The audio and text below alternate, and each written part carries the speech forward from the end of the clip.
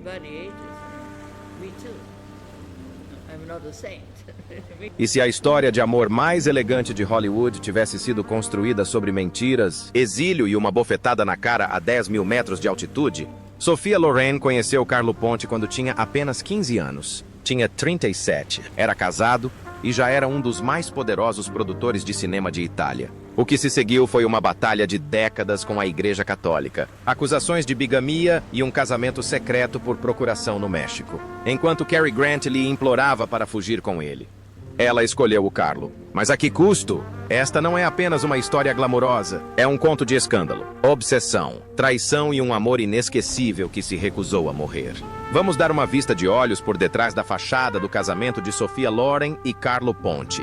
Um amor que nasceu das sombras. Tudo começou em 1950, no calor opressivo do verão napolitano. Sophia Villani Ciccolone, com apenas 15 anos, magra, desajeitada e extremamente pobre, participou num concurso de beleza local por insistência da mãe.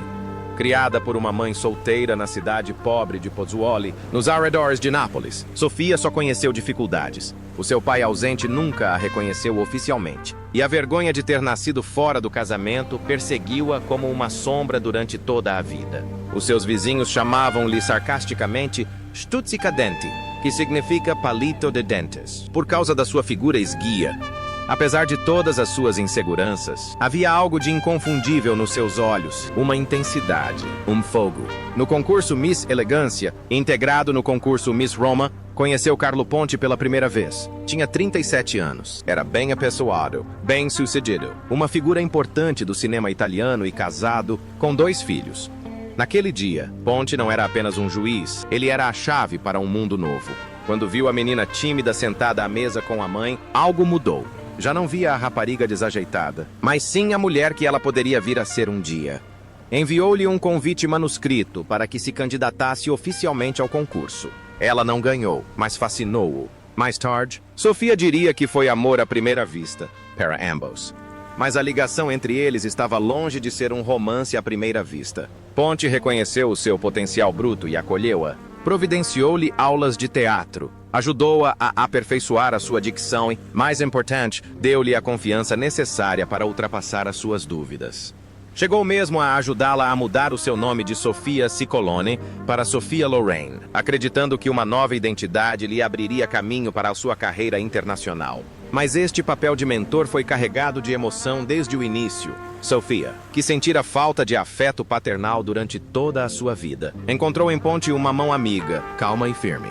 Havia algo de paternal nele, confessou ela mais tarde. E nunca tive um pai a sério. Em 1954, Sophia Loren e Carlo Ponti já não podiam negar o seu relacionamento. Nem um ao outro, nem a si mesmos.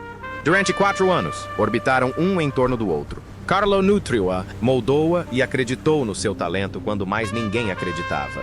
Com um cuidado meticuloso, guiou a sua ascensão na indústria cinematográfica italiana, conduzindo-a de pequenos papéis secundários para o grande ecrã. Com A Mulher do Rio, filmado no verão de 1954, a sensualidade e a intensidade emocional de Sophia transpareceram finalmente no ecrã pela primeira vez. E Carlo, já profundamente envolvido na sua vida, mal conseguia esconder o que se mantivera em silêncio durante tanto tempo. Durante as filmagens de A Mulher do Rio, ficou claro para nós os dois que estávamos apaixonados. Escreveu Sophia mais tarde nas suas memórias. A nossa proximidade floresceu em amor. Mas a felicidade que partilhávamos foi ofuscada desde o início. Sob a rígida lei católica, a Itália não reconhecia o divórcio. O casamento de Ponti com Giuliana Fiastri, há muito quebrado emocionalmente, mantinha-se legal e religiosamente válido. E pior ainda, Giuliana recusou inicialmente conceder a anulação. Estavam num impasse. Publicamente, Ponti era ainda marido e pai de 2 filhos. Em privado, porém, estava apaixonado por uma jovem atriz que nunca conhecera o sentimento de uma verdadeira família. A tentação Grant. Depois veio uma nova tempestade. Cary Grant. Sophia Grant conheceu-o em 1956, durante as filmagens de Orgulho e Paixão, em Espanha. Tinha 22 anos. Já era uma estrela na Europa, mas ainda procurava um lugar ao sol em Hollywood. Tinha 52 anos, era uma lenda viva, de cabelo grisalho, charmoso, magnético e aparentemente inatingível. Até então, não tinha sido assim. Mesmo no primeiro encontro, num evento para a imprensa em Madrid, Sofia percebeu a intensidade por detrás da sua postura educada. A elegância dele deixou-me sem fôlego, recordou.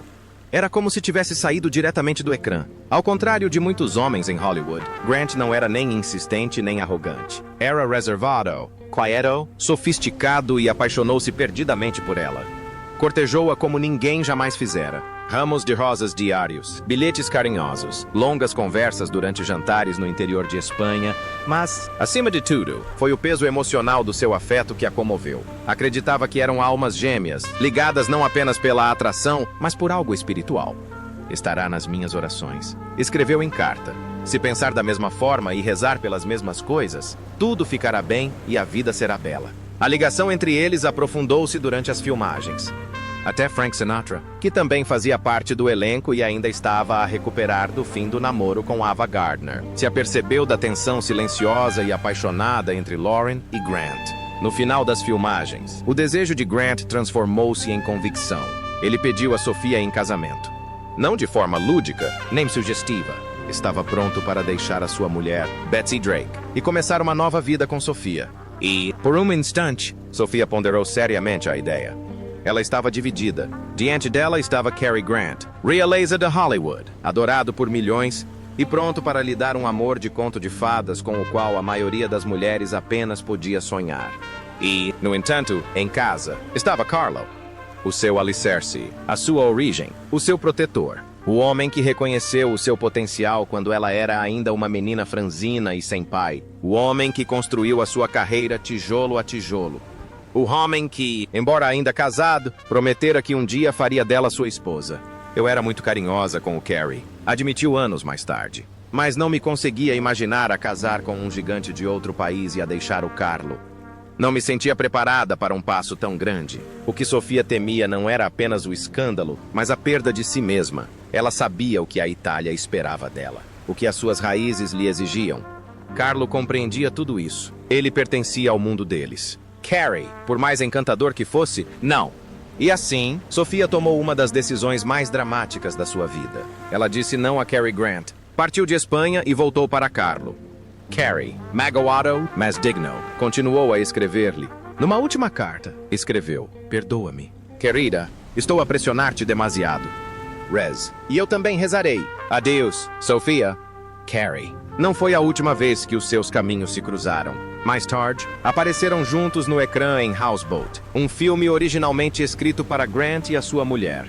Mas quando Sofia ficou com o papel, uma tensão tácita pairou no ar. O romance que nunca se concretizou pairava entre as cenas. O realizador Melville Shevelson admitiu mais tarde que as filmagens foram difíceis, não por falta de profissionalismo, mas pelo envolvimento emocional entre os dois. No final, Cary Grant seguiu em frente. Casou novamente, mas nunca se esqueceu da Sofia. E ela também nunca se esqueceu dele. Apesar de tudo, a atração emocional, o glamour, as promessas de liberdade, Sofia escolheu Carlo. A Cary pertencia a outro mundo, disse ela. O Carlos era italiano. Ele era o meu lar. Exílio e um casamento contra a igreja. Em 1957, Sofia e Carlo já tinham passado quase uma década a tentar legitimar a sua relação, presos num labirinto legal e moral que lhes parecia ter sido criado especificamente para os manter separados. Na Itália dos anos 50, o domínio da Igreja Católica era ainda inegável. O divórcio era ilegal e o casamento era considerado sagrado e indissolúvel. Para Carlo Ponti, um homem que construiu a sua reputação num país onde a sombra do Vaticano impregnava até os tribunais, a ideia de abandonar a sua primeira mulher, Giuliana Fiastri, não era apenas escandalosa, mas criminosa. Contudo, o amor levou-o à rebeldia. Desesperado por finalmente fazer de Sofia a sua mulher, Ponti procurou uma solução fora de Itália. Num ato tão ousado quanto desesperado, divorciou-se da mulher no México, país conhecido pelas suas leis liberais de divórcio. O seu casamento com Sofia também aí se realizou, de forma puramente formal e totalmente à revelia, estando ambos representados por advogados. Segundo a lei mexicana, o casamento era válido e foi celebrado discretamente em 1957. Por um breve momento, Sofia acreditou ter sobrevivido ao Calvário, mas a sua felicidade durou pouco. Segundo a lei italiana, o divórcio mexicano era inválido. Giuliana Fiastre era ainda considerada a esposa legítima de Ponti, e o seu casamento com Sofia foi considerado inválido. O Vaticano ficou indignado com este flagrante desrespeito pelo dogma católico e rotulou o casal de pecadores públicos. Carlo foi acusado de bigamia e enfrentava até 5 anos de prisão. Sofia foi oficialmente acusada de concubinato, um termo arcaico para uma mulher que vivia em pecado. Foram ostracizadas publicamente. Os seus nomes foram mencionados em sermões religiosos e grupos conservadores condenaram os seus filmes.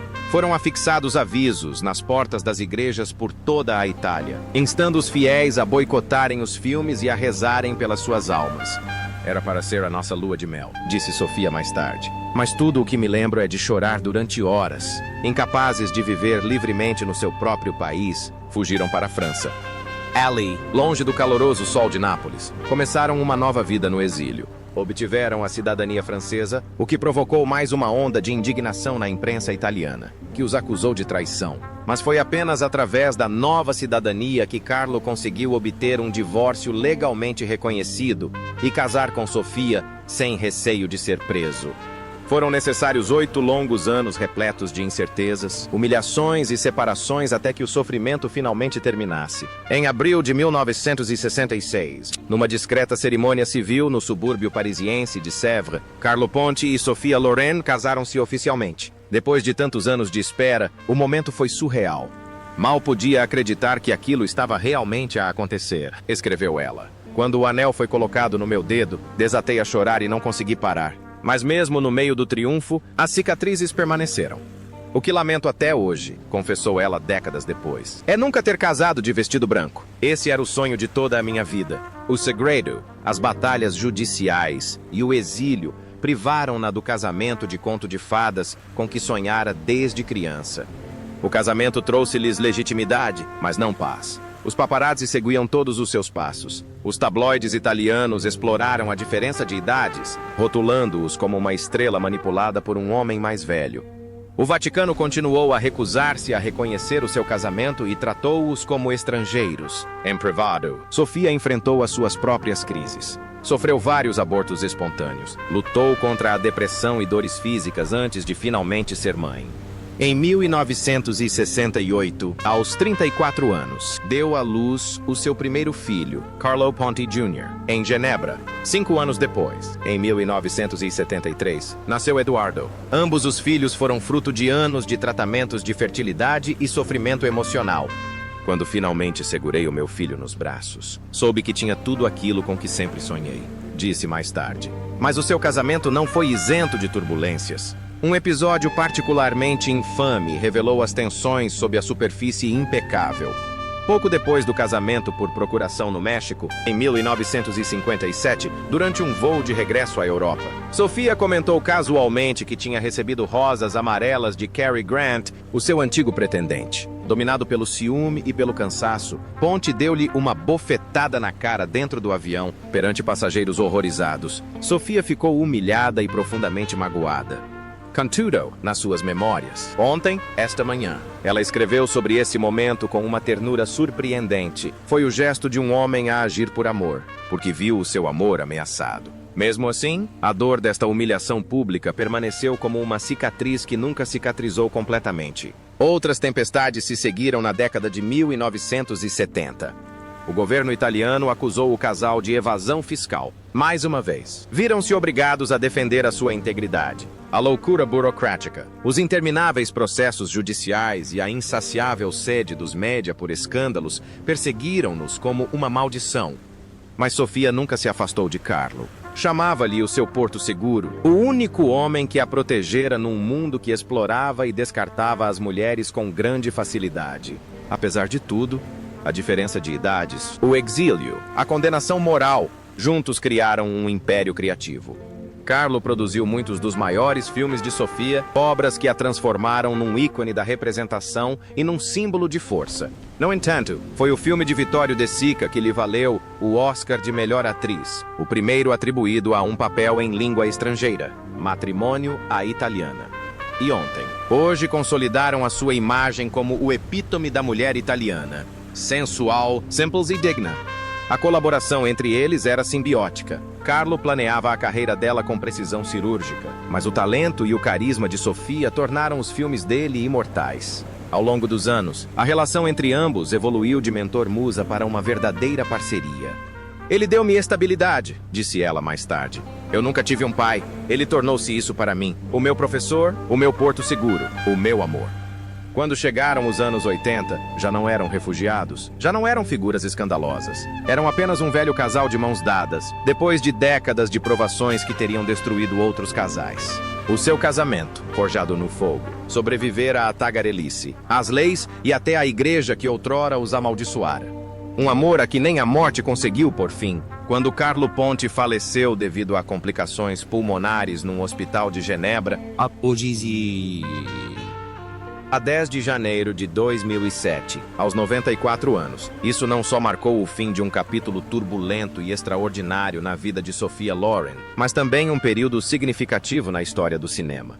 Após quase 6 décadas juntos, repletas de amor, companheirismo, paixão e inúmeras batalhas, lado a lado, Sophia viu-se subitamente sozinha. E nenhuma fama, nenhum prêmio, nenhum aplauso poderia preencher esse vazio. Fiquei muito triste quando o meu marido morreu, porque nunca ultrapassamos um sentimento assim, disse a revista AARP. Sempre que penso nisso, uma profunda solidão invade-me, mas a vida é assim. Apesar dos muitos anos que partilharam, a dor não diminuiu com o tempo. Não se torna mais fácil, disse ela mais tarde à Vanity Fair. Tenho muitas saudades de Carlo, o meu marido. Ele era tudo para mim, a minha bússola, a minha estabilidade, o meu maior apoio. Nunca pensou num novo amor, nem uma única vez. Não, nunca, respondeu ela firmemente quando lhe perguntaram se algum dia voltaria a amar. Não consigo amar mais ninguém. Carlo era a minha vida, e continua a ser. Em todos os sentidos, Ponti manteve-se o seu companheiro constante, mesmo na sua ausência. Após a sua morte, Sofia não encontrou consolo em novos romances ou na vida pública, mas sim na família e nas memórias que partilharam. Mudou-se definitivamente para Genebra, para a casa à beira do lago onde ela e Carlo passaram os seus últimos anos. Ainda hoje lá vive, agora com 90 anos e saúde debilitada. Em setembro de 2023, sofreu uma queda grave que resultou em fraturas na anca e no fêmur, tendo sido necessária uma cirurgia de emergência. Fisicamente, a idade cobrou o seu preço. Move-se lentamente e raramente aparece em público. Mas quando ela fala de Carlo, a sua voz ganha um novo brilho. Os seus olhos brilham. As suas memórias, vívidas e poderosas, preenchem o silêncio que ele deixou. Ainda o sinto comigo, disse em entrevista ao jornal La Repubblica. Quando olho para os meus filhos, quando ouço música, quando vejo um dos nossos filmes antigos, ele está lá. Os seus filhos, Carlo Jr. e Eduardo, são o legado vivo do amor do casal. Ambos transportam consigo o espírito artístico do pai, Carlo Ponti Jr., nascido em 1968. É hoje um maestro de renome internacional radicado nos Estados Unidos.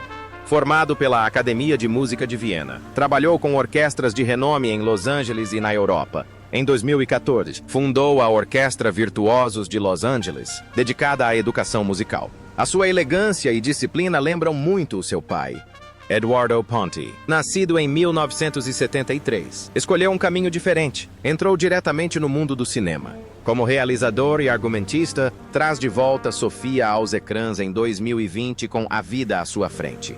O seu primeiro grande papel em mais de 10 anos, o filme da Netflix foi aclamado, especialmente pela poderosa interpretação de Sofia como Madame Rosa, uma sobrevivente do Holocausto e ex-prostituta que forma um laço extraordinário com uma criança de rua.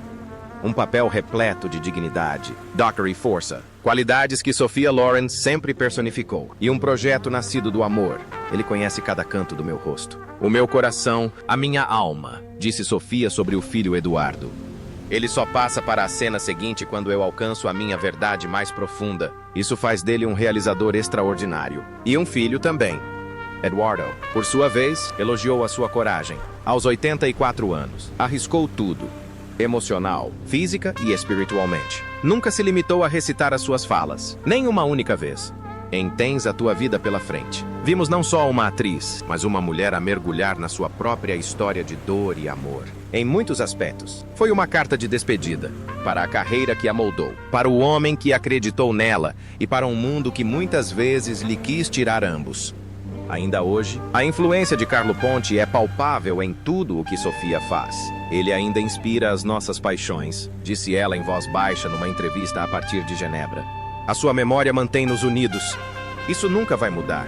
Apesar de todas as quesilhas e escândalos dos seus primeiros anos, o casamento por procuração, as ameaças de excomunhão, o frenesim mediático, Carlo Ponti foi o seu alicerce. Através dele, ela não só conquistou uma carreira, mas também um nome, uma família e a dignidade que lhe fora negada na infância. E no meio de todo o glamour, Sofia nunca se esqueceu das suas origens. A menina órfã de pai de Pozzuoli, apelidada de Palito pelos vizinhos, que só conheceu o amor da mãe mais tarde, ou de Carlo. A sua história nunca foi clara. Foi forjada em segredos, escândalos e dor, marcada pelo exílio, pelo ciúme e por mais do que uma crise existencial. Mas ela era real, era resiliente e era desafiadora. Dizem que o tempo cura todas as feridas, disse Sofia. Um dia. Mas eu não quero ser curada. Quero lembrar-me, porque, ao recordar-me, ele continua vivo. E você? Acredita que esse amor ainda hoje existe? Imperfeito, testado, mas inquebrável? Se esta história o tocou, faça like, partilhe com alguém que ainda acredita no amor e escreva os seus pensamentos nos comentários abaixo.